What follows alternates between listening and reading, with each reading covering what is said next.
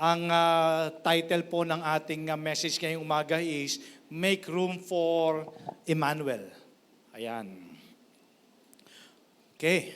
So, alam po natin yung story ng first Christmas. When Jesus was born, there was no room for Him doon sa inn. Alam po natin yung story, no?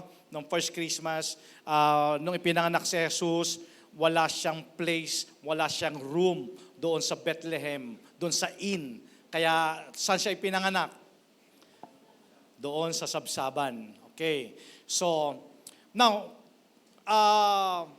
if there was no place for Jesus doon sa Bethlehem in the time of His birth, if there was no room for Jesus, now, ang question ko is, nagbago ba yon today? Meron bang lugar si Jesus sa buhay natin? Amen. Now,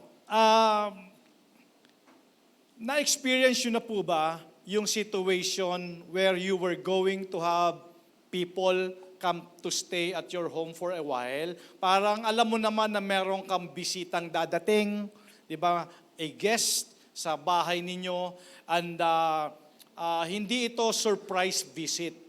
At marami sa atin, because of our busy schedule, we are not ready for such a guest. Marahil po, busy tayo sa work natin, occupied tayo sa mga bagay na ginagawa natin, stress pa tayo about having time to get things in order. Especially itong mga season na to.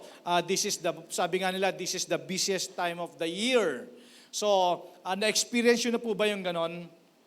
Yung meron kang inaasahan na guest, pero pakiramdam mo wala kang time at wala kang busy ka. Unless you have a big house na meron ka talaga mga guest room at alam mo kung saan mo sila ilulugar. Doon sa story po ni Jesus' birth, it was a busy time. It was for registration. Ito yung time for registration para sa census ng tax during that time. So, yung mga Hudyo, sa panahon ni Jesus, were looking for the Messiah. Ito po yung sinasabi ko kanina. Yung alam naman natin, expected natin na meron tayong guest, di ba, na dadating, meron tayong kamag-anak, meron tayong bisita na dadating.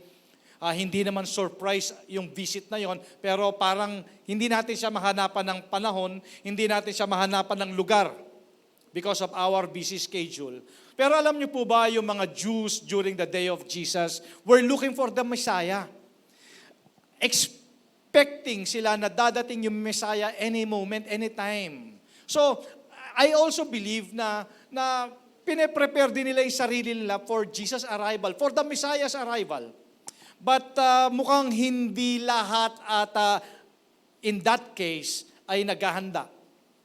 So Jesus was about to enter this busy world, and a time in which God deemed the time na minsan nare-realize ko na sometimes God show up in our busiest time, na-experience yun na yun, na kung kailan naman busy ang schedule mo, kung kailan ka naman busy, doon pa sasabay. Diba? Parang, mag-church ba ako ngayong Sunday? Ang dami kong ginagawa eh.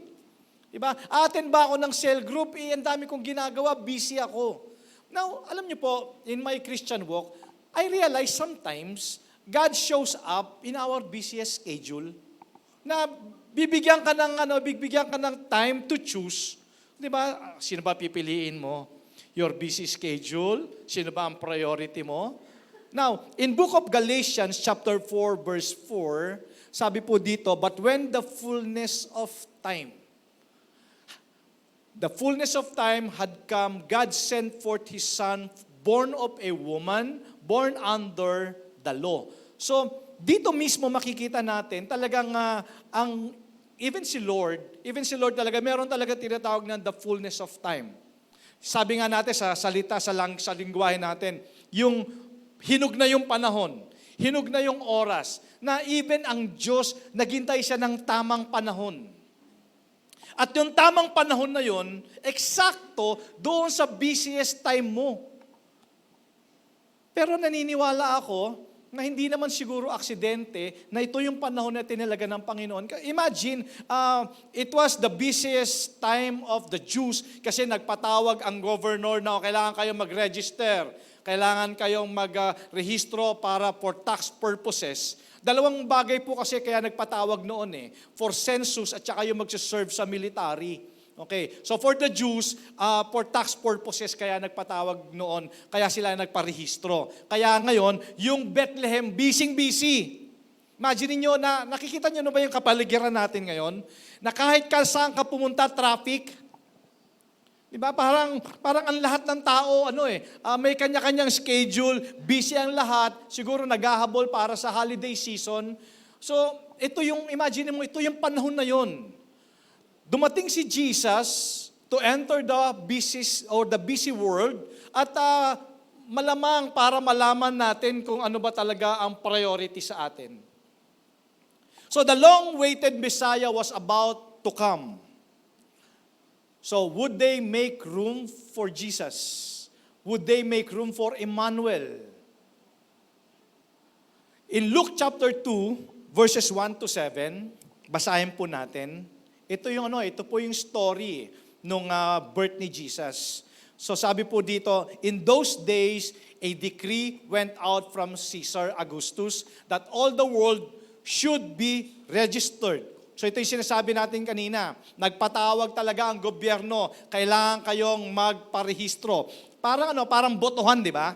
Kaya papatawag ng government, so you need to register yourself. Okay, but for this purpose, kasi para makita nila, magsisenso sila para sa tax purposes. Okay, verse 2, this was the first registration when Quirinius was governor of Syria, and all went to be registered, each to his own town. So they flocked, yung mga bawat bayan-bayan, pumunta sila doon sa Southwoods. Kumbaga, bayan-bayan, pumunta sila sa Bethlehem para sila ay magrehistro. And Joseph also went up from Galilee, from the town of Nazareth to Judea, to the city of David, which is called Bethlehem, because he was of the house and lineage of David. So ganun din, si Joseph, si Mary, habang siya po ay kabuanan na, di ba? Kailangan din nilang pumunta ng Bethlehem para magparehistro. Okay, so to be registered with Mary, his betrothed, who was with child, and while they were there, the time came for her to give birth. Ayun na, kabuanan, kapanganakan na po ni Mary. And she gave birth to her firstborn son, and wrapped him in swaddling clothes, and laid him in a manger, because there was no place for them in the inn. So nakita niyo po yung last phrase ng passage sa binasa natin. Kaya siya doon sa manger ipinanganak kasi walang lugar si Jesus. Kahit doon sa mga inn, wala na siyang place kasi nga nag-flock na yung maraming tao sa Bethlehem. Okay. Pero church, alam naman natin, the Jews, especially the Jews, during the time of Jesus, they were expecting the Messiah. At alam nila dadating to any moment, any time. Okay, now, let's begin by noticing, number one, from the beginning, people have struggled to make room for Jesus. Nakita natin, even noong panahon na yon, though itong mga Jews, alam nila na nasa prophecy. At because itong ginagalawan na to ng mga Hudyo, ito yung religious world ito Alam nila na mayroong Messiah na dadating. Pero, noon pa man, ang mga tao struggled na to make room for Jesus. Now, bigyan natin ng konting illustration nito sa panahon natin ngayon. Well, have you ever looked for something? Na-experience mo na ba yung meron kang hinahanap? And just to realize na yung hinahanap mo, nasa harap mo lang pala. Meron kayong ganong experience? Na-experience, ako nga minsan naalala ko, talagang stress na ako. Kasi may lakad kami, hinahanap ko, saan ba yung medyas ko? Ganun, hindi ko alam nakasabit pala dito. Di ba? Nakakarasan nyo ng ganon. Yung hinahanap mo, kaya nga minsan, di ba, sabi namin, Huwag mo na hanapin kasi pag hinahanap mo, hindi mo makita. Pag di mo naman hinahanap, nakikita mo. Pero in this case, na meron kayong karanasan na hinahanap mo yung isang bagay, pero hindi mo alam, nasa harapan mo lang pala. And this was the situation before the birth of Jesus. The world that Jesus was born into was a very religious world. Alam nila na merong Messiah. The Jewish people were longing for the Messiah. Alam nila yung araw na yun ay dadating. Alam nila Messiah would appear at any moment. Diba? Pero kasi inihintay nila kasi na dumating yung tagapagligtas, the Savior, para sila po to break the bonds of Roman rule. Ito yung sinasabi natin, expectation versus reality. May mga bagay, mga sitwasyon kasi po sa buhay natin na kaya hindi natin napapansin, hindi natin na-appreciate kasi iba yung inaasahan natin sa dumadating. Yung expectation versus reality. Sino dito yung naka-experience ng ganon? Umorder ka online. Di ba? Na-share ko na din dito, may nakita ako, ang ganda oh. Wow, sabi ko, ang ganda nitong pantalon na to ah. Sabi ko, talagang jackpot. Kasi ang price nito parang mga nasa 3,000 plus. Pero doon sa online, parang wow, sale, 70%, 700 lang. Excited ako, talagang hindi na add to cart, ano yun? Buy now. Buy now. So, hintay ako ng dadating. Na, isang araw, kumatok na yung delivery. Patrick Ramos po. O yan na. Yan na yung pantalong hinihintay ko. Excited ako. Pagbukas ko, eto na yung pantalon. Pagsuot ko, hanggang dito lang sa tuhod eh. Tapos isang araw naman, na-order ako. Kaya sabi ko sa'yo, ingat po kayo, mag-order kayo ha. Order ako ng tawag dito, ano yung sasakyan, yung mga cover, nasa upuan? Seat cover, order ako seat cover. Pagdating ng order, ganito lang kalaki. Box, ganito kalaki. Sabi ko, seat cover ang in-order ko, ba't ganyan lang kalaki? Pagbukas ko, alam niyo kung ano, ukay-ukay, lumang pantalon. So, well, kaya ako po nakwento ito kasi marahil ito isa sa mga dahilan na though the Jews or the Jewish people, they were expecting for the Messiah to come any moment, pero nung dumating, expectation versus reality. Kasi ang akala nila, ang dadating na tagapagligtas sa kanila ay siguro a Roman soldier or not a soldier, not a Roman but a soldier na ililigtas sila doon sa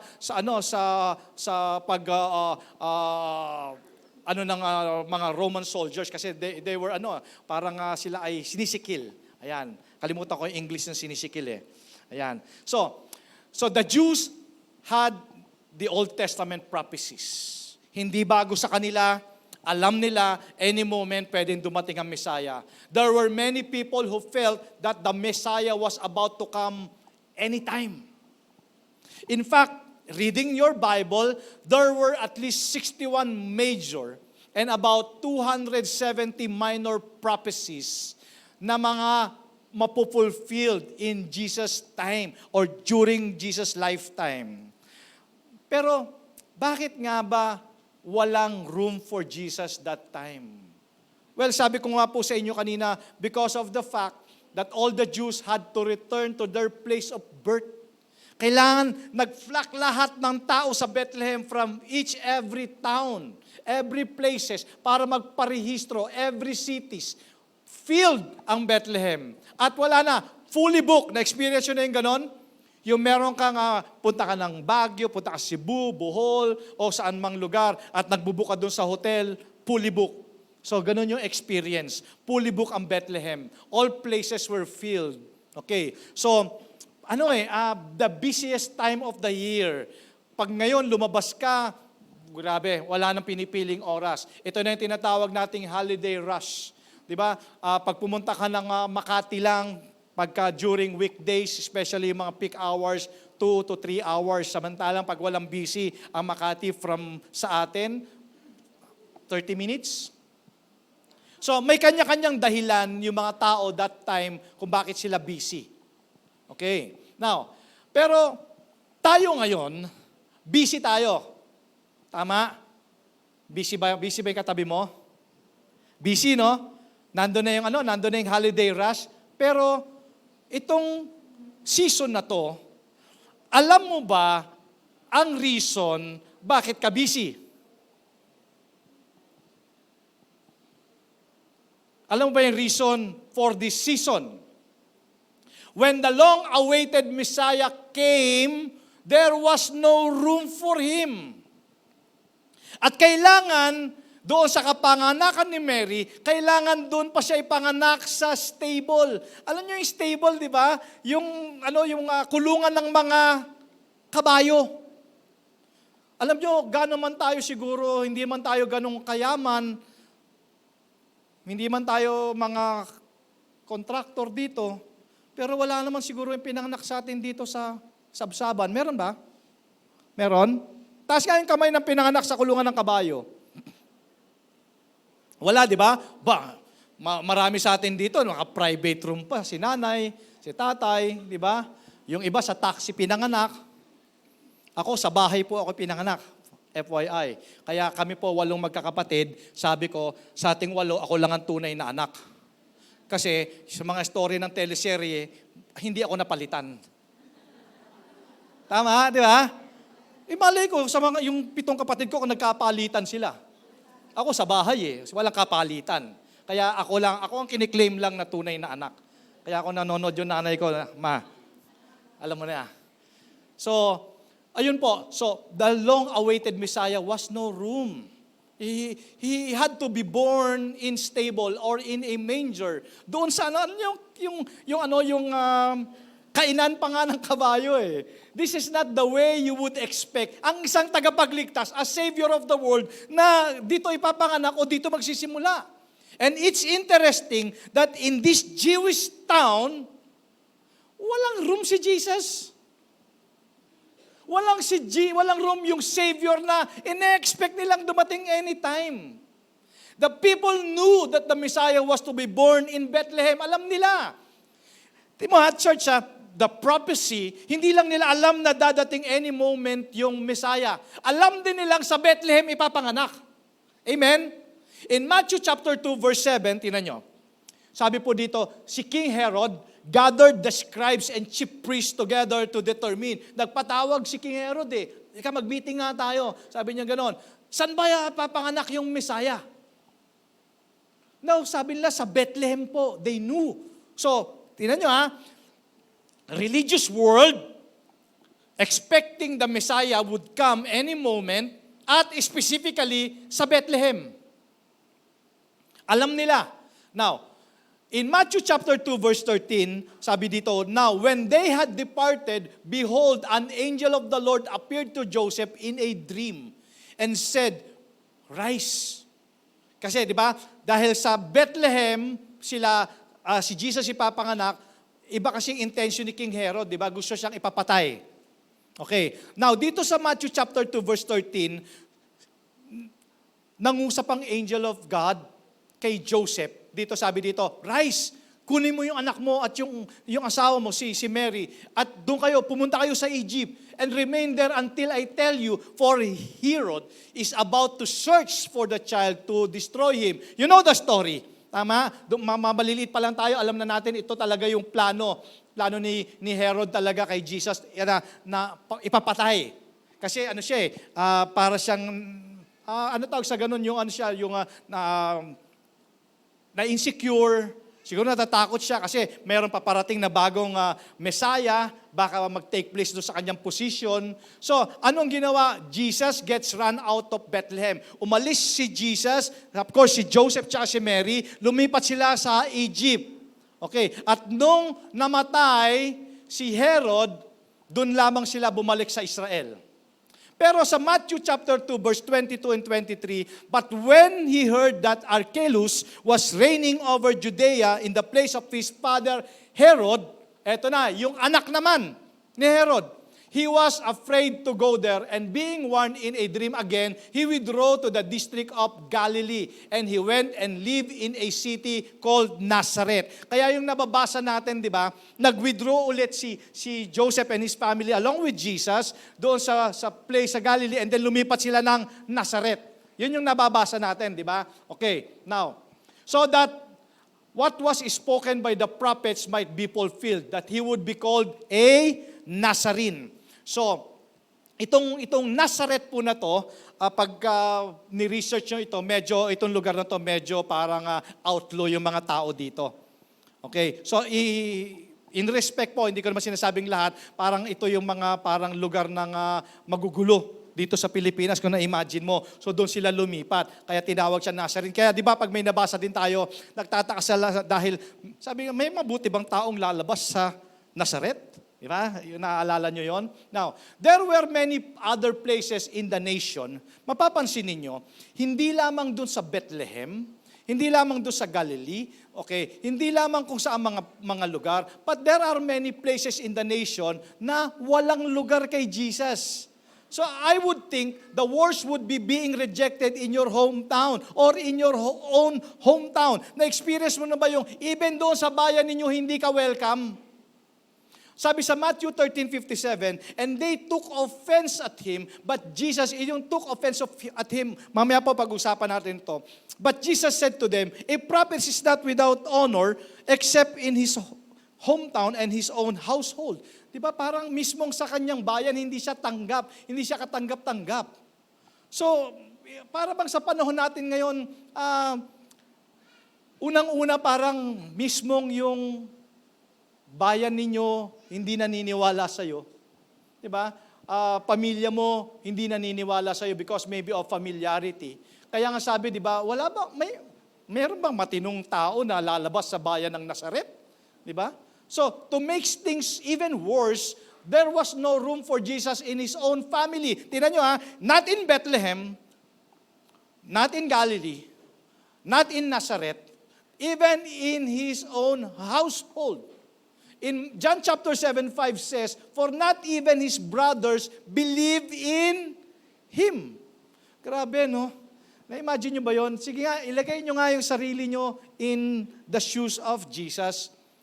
Kaya di ba sabi ng Bible talagang he came, pero hindi siya talaga tinanggap eh. Hindi talaga siya tinanggap talaga ng mundo. There was no room for Jesus. Kaya nga tanong ko po sa inyo kanina, how about today? Nagbago ba?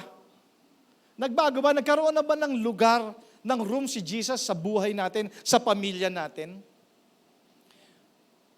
So, let us realize that the story has not changed much over time. Totoo po ba yon? Praise God. Pwede po natin palapakan ang Panginoon sa mga sarili natin today. Well, siyempre, apparently, nandito kayo ngayong umaga, kasi merong lugar si Jesus sa buhay ninyo. But how many people today, this hour, this morning, na wala silang pakialam sa Diyos? Walang lugar si Jesus sa buhay nila. So, nagbago ba? Nagbago ba nung panahon ni Jesus doon sa Bethlehem, sa Nazareth, even sa pamilya niya? Nagbago ba sa panahon natin today? From the beginning, people have struggled to make room for Jesus. And next today, people still struggle to make room for Jesus. In a world that was eagerly looking for the Messiah, bakit ni-reject siya? They were expecting Alam nila, nasa propesya, dadating ang Messiah, ipapanganak sa Bethlehem. Pero bakit ni-reject nila? Sabi ko nga po sa inyo kanina, perhaps, expectation versus reality. Kasi hindi siya nag-fit doon sa expectation ng mga tao. Di ba? Akala nila, isi-save sila from the Roman rule. At nakita pa nga si Jesus na nakikisama, nangingikain doon sa mga tax collector, doon sa mga, di ba? Pero sabi ni Jesus, hindi naman ako pumarito para sa mga magagaling eh. Pumarito ako para sa mga may sakit. Siguro marahil nakita nila, Nakita nila, hindi to nagpipit doon sa tradisyon namin. Dapat ikaw ay, hindi ka makabasag pinggan. Dapat ikaw ay holy. Dapat ikaw ay banal. Ikaw lang ang tama. I am holier than thou. Marahil siguro ganun yung expectation nila. At hindi rin siguro sila hindi rin si Jesus nag-fit doon sa kanilang preconceived ideas. Kasi yun nga po gusto nila ay military leader. Gusto nila military leader to release Israel from Roman rule. So hindi nag-fit itong Messiah na dumating. Kasi kung ikaw ay isang powerful savior, expectation ng tao, hindi ka ipapanganak sa sabsaban. So maybe he made the righteous people feel uncomfortable. Naalala nyo kanina yung binasa natin ito sabi dito sa Matthew chapter 13:57, and they took offense at him. So, unang-una siguro, offended din sila kay Jesus. Maybe he made the righteous people feel uncomfortable. Kasi nakikita nila yung pagiging holy ni Jesus. 'Di ba? Hindi siya nakikiayon sa takbo ng mundong ito. So nakikita nila yung perfect example ng sinless life, nakikita nila kay Jesus. So hindi sila nagfi-fit doon sa expectation nila ng Savior. Iba yung kanilang inaasahan. So, church, parang sa panahon natin ngayon, mapapansin mo, katulad nga po ng question ko po sa inyo kanina, in the time of Jesus, in His birth doon sa Bethlehem, and with any other places, wala siyang room. Kumusta po si Jesus sa inyo today? May room na ba si Emmanuel sa life ninyo? Sa family ninyo? In all areas. Sa marriage, di ba sabi natin, dapat si Jesus yung nasa sentro ng relationship. Sa pamilya ninyo, nababanggit na pag-uusapan nyo ba ang Panginoon, si Jesus sa pamilya ninyo? Di ba? Sa finances ninyo, si Jesus ba yung nagro-rule? Diba? Sa life ninyo, sa mga decisions natin, choices natin, ang Panginoon ba ang nagro-rule? So, look around you. Today, probably more than any time in the history of our nation, we are trying to avoid seeking the Messiah. Diba? Sineset aside na. Napansin ninyo, sineset aside na ang patungkol sa Diyos sa panahon natin ngayon. There are elements of our society that is trying to make sure there is no room for Jesus. Alam nyo ba, maraming mga school, especially sa ibang bansa, maraming school na binaban na sa mga bata ang mag-pray at pag-usapan si Jesus. Ito yung sinasabi natin Ito yung mga elements sa society na trying to make sure there's no room for God. There's no room for Jesus. Pinagbabawal ng pag-usapan sa school. Di ba? Kaya nga may survey nga ngayon Pumapayag ba kayo na ibalik ang prayer sa school? May survey, kailangan ibalik ba natin ang Bible sa school? Kasi maraming school ngayon, binaban na ngayon. Wala nang place, wala nang room ang Diyos, si Jesus sa mga schools. And hindi lang yon, meron pa mga bills, even in other countries, meron mga bills na pinapasa na hindi na inaalaw sa mga schools, sa mga districts na maglagay kayo ng mga decorations. Mga holiday symbols. Hindi ka na pwede magpatugtog ng mga Christmas songs or mga selections of religious themes. Pinagbabawal na po yun.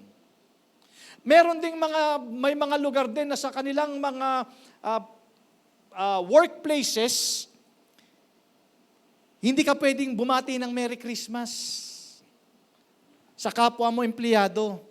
So, what do you think the reason why these places, this society is keeping itong mga ganitong mga bagay para ma-exhort ang ating Panginoon? 'Di ba? Parang they're trying to make this society make sure there's no room for God. Yun po, kaya be aware parents, be aware. Kasi baka hindi na naituturo ang Diyos sa school. Baka sa mga workplaces ninyo na pag-uusapan ba ang Diyos? Meron akong trivia sa inyo. Kasi nga sabi ko sa inyo, no one wanted Jesus. You know the movie Passion of the Christ? Alam niyo yon, di ba? Napanood niyo. Sino yung nakapanood dito nun? Sino yung nakapanood? Marami sa atin, di ba? Alam niyo ba sa Hollywood studio, nung pinresent nila itong script, okay, itong concept ng movie about the Passion of Christ na kailangan i-produce, walang may gusto. You know why? Ang sabi nila, masyado kasing risky yung movie na yan. Too controversial kasi nga, pag-uusapan natin, Diyos eh. Okay, tingin ko, it guarantees to fail. Yun, alam nyo many producers, inayawan nila itong movie na to. So, si Mel Gibson, bilang producer nito, kasi nga walang gusto mag-fund, walang gusto mag-produce ng movie. So, he formed his own production company. At yung naiiwan niyang perang $30 million, his own money, alam niya na pag isusugal niya to, i-risk niya to, para i-produce itong movie na to, alam niya na it would cost him his life or his career. Kasi yun na lang kanyang pera. Ulitin ko walang gusto mag-produce. Well, no one wanted Jesus. Pero alam niyo ba kung anong nangyari? Alam niyo kung anong nangyari? Inayawan ng maraming producers. No one wanted to fund itong movie na to. Yung 30 million budget ni Mel Gibson sa Passion for Christ, ang worldwide gross kumita ng $612 million. See? Magkano yung kinapital? 30. Kumita ng 612 million. Millions across the world, became one of the highest grossing rated films in history and still considered one of the greatest Christian films ever created. Di ba? Talagang kasi very controversial yan. No one ever wanted Jesus. Walang gusto mag-make ng room for Jesus. Pero nagkamali sila. Highest grosser in history.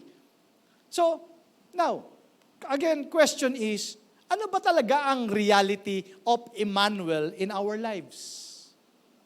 Ano ba talaga yung realidad nito? Ano ba talaga ang dahilan nitong celebration natin? Ito ba ay gift-giving? Ito ba ay caroling? Ito ba ay kainan? Merrymaking? Ano ba talaga ang dahilan nito? Kasi people struggle to make room for Jesus that first Christmas. Pero the reality of Emmanuel in our lives, Jesus Himself is longing to be with His people. And that's the reality of Emmanuel. Longing ang Diyos. Di ba? Sa church, what is it that God trying to tell us about Christmas? Ano ba talaga ang gustong sabihin ng Diyos sa atin about this season? Kasi iba nga, busy ang bawat isa. Pero alam mo ba bakit ka busy? Yung traffic sa SLEX, traffic everywhere you go, alam ba nila bakit sila busy? Ano ba talaga ang gustong sabihin ng Diyos about this Christmas? You know what? God wants us to know that He wants to be with us. And that's Emmanuel. Amen? That's Emmanuel. Na-imagine nyo ba nung creation, doon sa Garden of Eden, part ng magandang plano ng Diyos, kasama niya yung tao eh. Kita nyo, kasama niya yung tao sa garden. Tapos biglang nahiwalay sa kanya. Na-imagine nyo yung someone special to you, your child, diba? Your loved ones, kasama mo, tas bigla na lang siyang nahiwalay. How much more with God, our Creator? Diba? Kaya longing ang Panginoon to restore that relationship. Kaya nga, happy nga ang Panginoon pag ganitong tayo po'y nagsasama-sama. Anong sabi ng Bible? He is in the midst of us. Because God is longing to be with us. Amen? Kaya happy si Lord pag tayo po ay nag-worship. Happy tayo when we read the Bible, when we read His words. He's longing for us. Pero nowadays, Christmas is becoming more commercialized than Christianized. More on parties, di ba? Sino dito yung mga nag-party-party na? Di ba? Sino dito yung wala nang panahon? Wala na, iba nga ba, maaring wala na, naka-schedule na hanggang katapusan yung kanilang parties. Pero alam mo ba talaga yung reason why you party? Alam mo ba yung reason why you eat your natag sa ganun, yung Noche Buena mo? Alam mo ba bakit ka kumakain ng Noche Buena? You know what's the reason you celebrate? So the reality of Christmas is simply missing. It's missing. Na-experience mo na ba, kapatid, yung ikaw yung may birthday pero wala pumapansin sa'yo? Experience mo na yun? Nag-invite ka ng nandun ka sa pinto, dire-diretso lang sila. Hindi ka pinapansin, ikaw ay may birthday, ha? Parang ganun nangyari kay Jesus ngayon, eh. The reality of Emmanuel holds special significance to us. Yun yung God is longing to be with us. Tayo ayaw natin ng nag-iisa. Ayaw natin ng tayo ay iniiwan. We all want to be with somebody, with someone na alam natin nagke-care at nagmamahal sa atin. God came into this world in fulfillment of prophecy, born of a virgin for the express purpose of His redeeming mankind from sin. And He wants to be with us. Isaiah chapter 7:14 says, ito yung church, ito yung mensahe ng Christmas. Behold, a virgin will be with child and bear a son, Jesus, and she will call His name Emmanuel. At yung Emmanuel na yun, anong ibig sabihin? God with us. In Luke chapter 1 verse 28 says, the Lord is with you. So the Bible tells us that God dwelling presence with His people is at the heart of Christmas. Sana wag po natin kakalimutan yon. Today is December 14, 2025. 11 days to go. Yun lang naman po yung traditionally sineselebrate natin yun. Pero alam naman natin na wala naman talaga exact date. So hindi naman tayo dogmatic pagdating doon sa time na yun. Kaya nga sabi ko nga, we celebrate Christmas for one reason. Jesus is the reason for this season.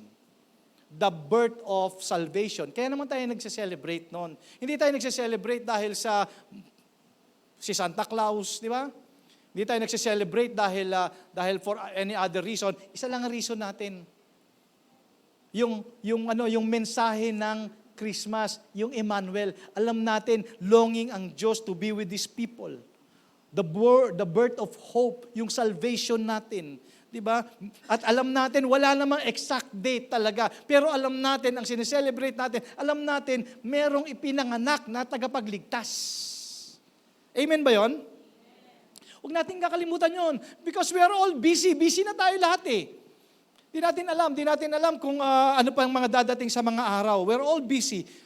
So if there's one thing that motivates sa personal kong life, o na-encourage ako whatever challenges na hinaharap ko in this life, nagmo-motivate sa akin every time mababasa ko at ipapaalala sa akin ng Holy Spirit that God is with me. And that is Emmanuel. Amen? Sabi mo nga sa katabi mo, God is with you. And you can always hold to that promise that God will never leave you. God is with you. Ang sabi ng Bible is, God is with us. Who can be against us? Kung ang Diyos ay sumasa akin, kahit may mga problema, pagsubok ako, alam ko mapagtatagumpayan ko yan because God is with me. Diba?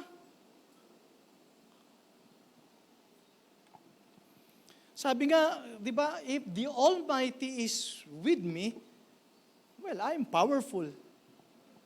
Amen? Yun ang isa sa kapatid, kung ikaw man sa ngayon, meron ka mga pinagdadaanan, di mo alam. Wala ka nang alam na ibang paraan.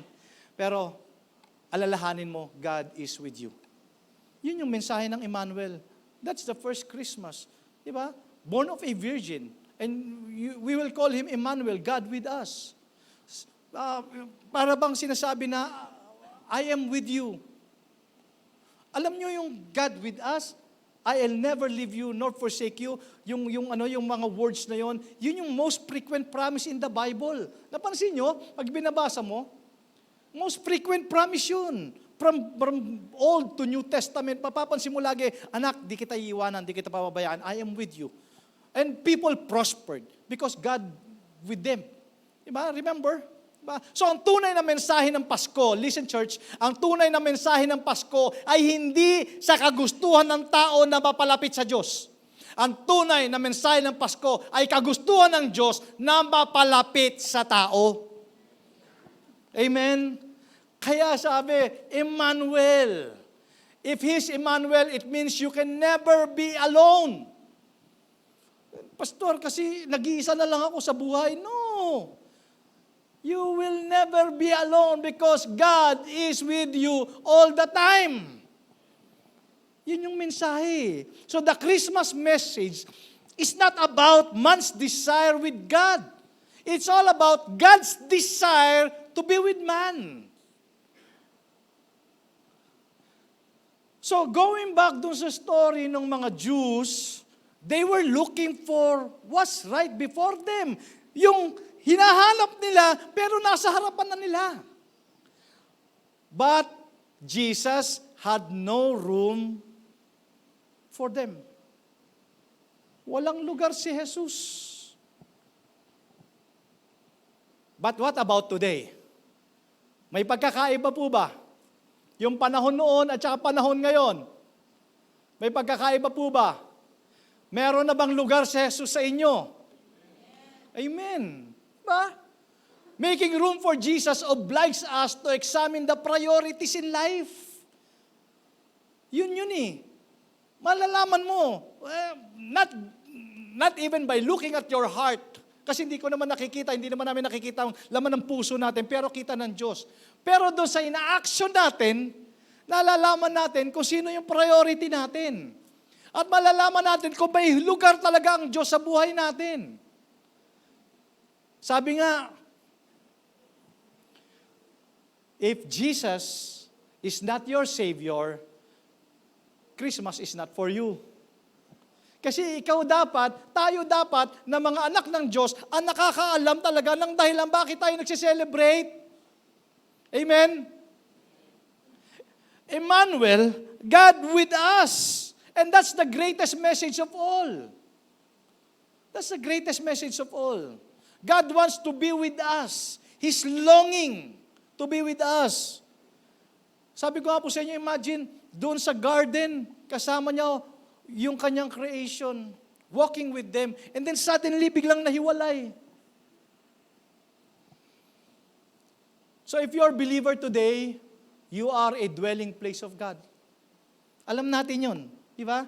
We are the temple of the Holy Spirit.